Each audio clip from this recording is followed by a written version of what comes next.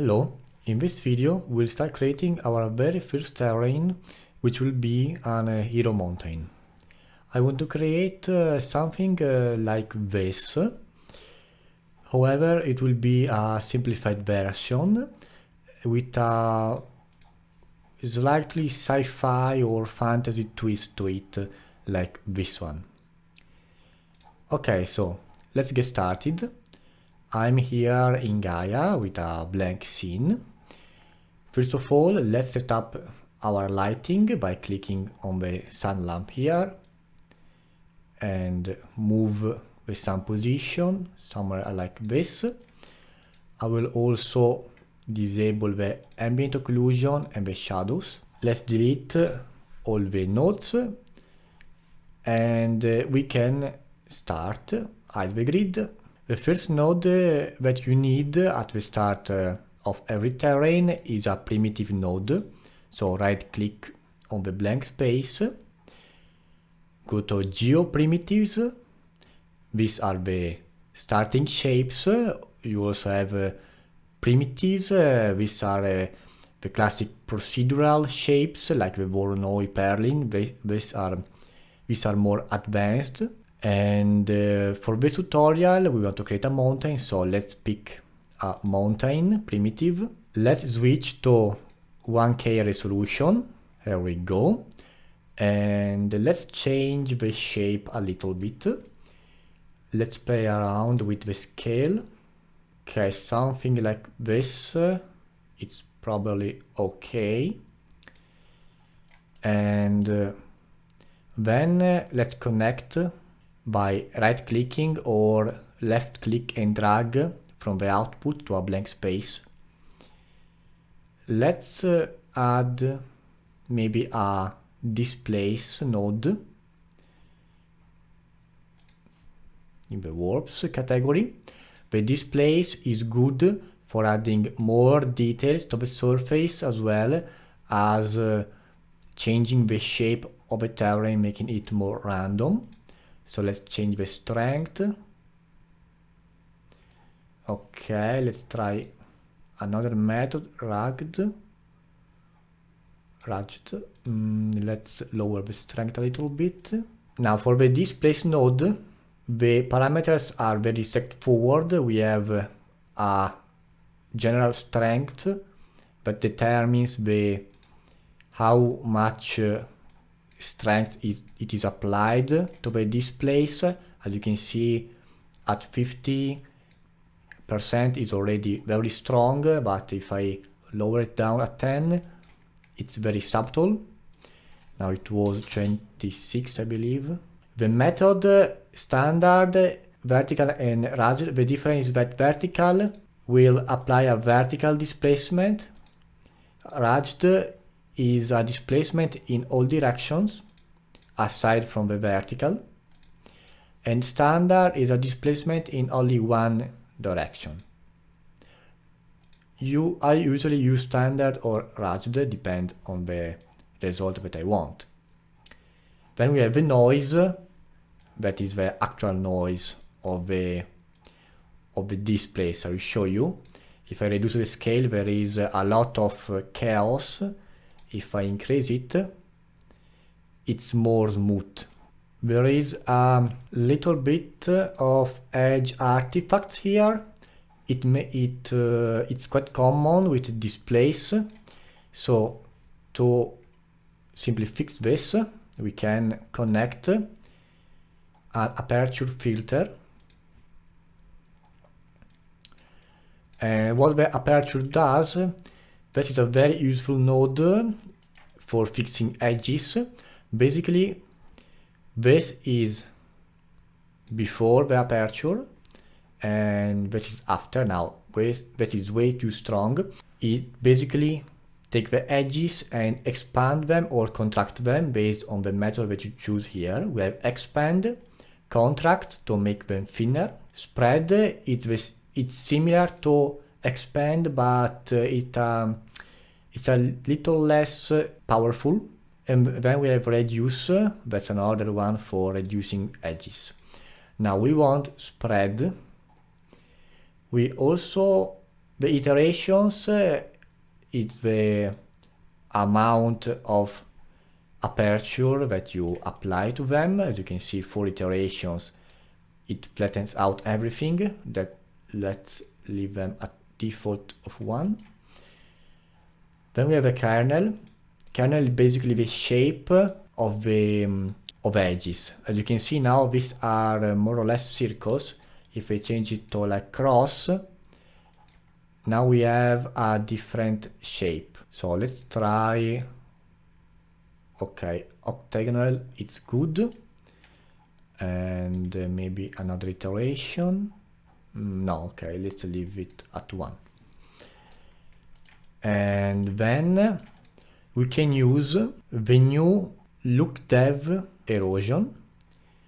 So let's connect a look dev. We can use maybe the surface, and that's a very useful node that comes with Gaea 1.2. Now this is before and this is after. As you can see, it applies almost a texture to the terrain itself, and we have 2 styles, rough and rocky. Rocky has lot of rocks, as the name implies. It also has some cracks, but I want the rough one with let's say the strength something like this. Now let's see what it looks like with an erosion. Let's go to the menu, erosion and normal erosion. It's a bit boring, so before this erosion we can modify the shape a little bit, maybe with a swirl. The swirl apply a rotation to your terrain. You can change the location, obviously, as well as the degrees and the scale. So let's play around with the parameters. Okay, apply a quite strong rotation, and let's reduce the scale and let's move it. As you can see, now we have already an interesting shape. Let's duplicate this node and add another one. Ctrl C, Ctrl V, or you can take another swirl node, then reset to default the location as well as the degrees. We can change them. Let me change the location. Okay, something like this maybe. Then if you take a look at the properties page, properties panel here on the bottom right, we have some other options like auto level, clamp and so on. Now we have the nodes under adjustment. These are adjustment nodes. However, we can use our swirl node and apply directly, for example, a clamp to reduce the height. By default, is set to clamp max 100%, clamp min 0%. We can reduce the clamp max to lower the height of the terrain. And maybe we can lower it a little more. Well, we can maybe give it an even more fantasy look by adding a warp node. And now talking about the warp applies some sort of perturbance to the terrain itself. If you can see, if you change the size as well as the strength, it will drastically change your terrains. Now here we have a complete valley, but we don't want this. So let's reset the strength. Let's play around with the size. Okay, something like this. Now let's turn back to our erosion. And the erosion is one of the most important nodes out there. As the name implies, the erosion erode the terrains based on the parameters that you choose. All these parameters are important, but I will tell you that the ones you change are usually these three, then the scale for mesa or terraces, and the flow. Downcutting, it can be useful for certain terrains because it basically change the flow of rivers and sedimentation, this kind of stuff. But in our case, at least for now, it's not useful. So let's change the duration to something like 10%. The higher the duration, the older the terrain. Rock softness, maybe 40%. Rock softness means the higher it is, the softer the rocks. But if you lower the value, it will retain more of its shape. And this is the strength of the erosion. Be careful because if you increase the duration of erosion, it will also increase the strength, obviously, and it will also take more time to compute. Then let's say random sedimentation for debris and so on, and apply changes. I don't like these sharp peaks, so let's place another aperture filter between the warp and the erosion. So you can also simply type on your keyboard aperture and choose it. Okay, let's do the same as we did before. So spread, okay, erosion. Let's make it higher because I don't really like it so small. I went back to my swirl node and changing the clamp maximum. Okay, so I didn't really like this shape, so I went back and changed some parameters on our mountain node. I set the scale to default 44 and also type D for the mountain type. The type simply change the shape. There are various types that you can choose from. I also changed the displace node a little bit,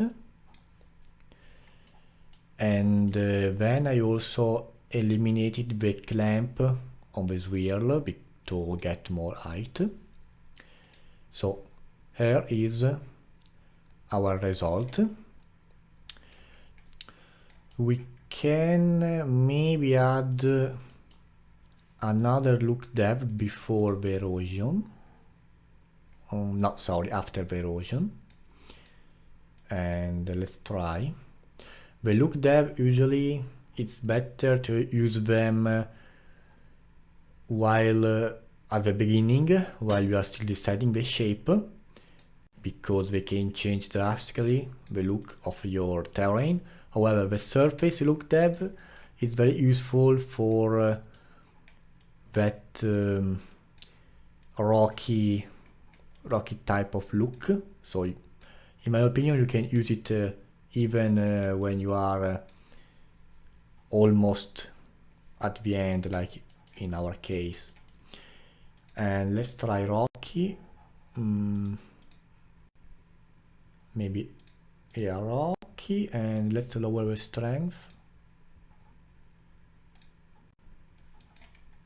Yeah, I think I will keep it.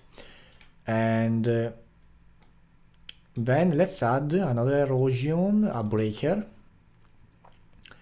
Breaker add cracks on your surface. They can be cracks from rivers, like in this case, or hard cracks from maybe lava eruption or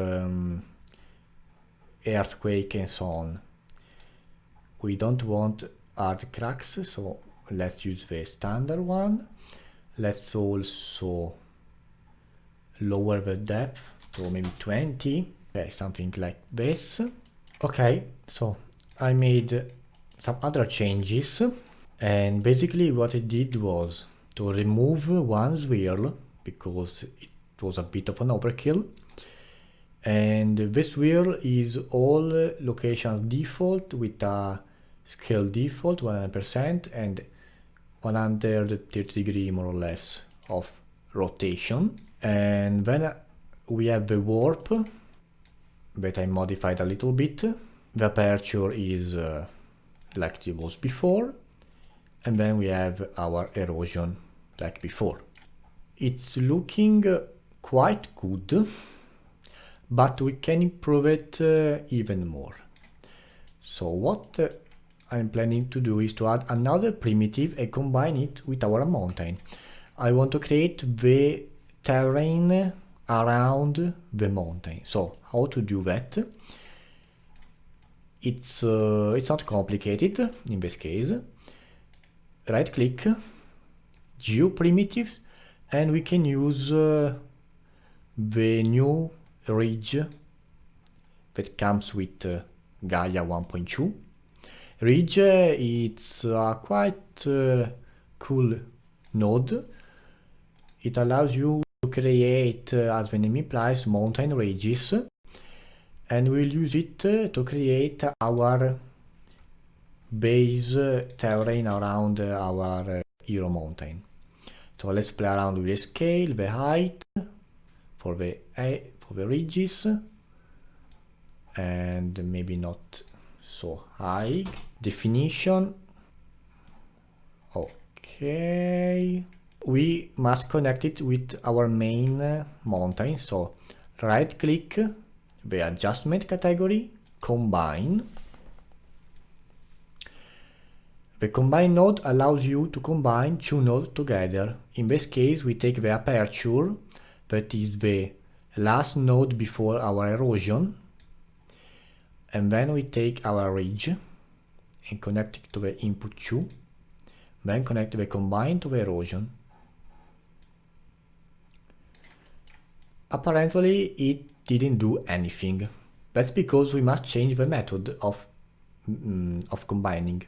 Here we have many methods, and these are also the same for texturing. In this case we want to add two terrains together, so we choose the add method with a ratio. Let's see.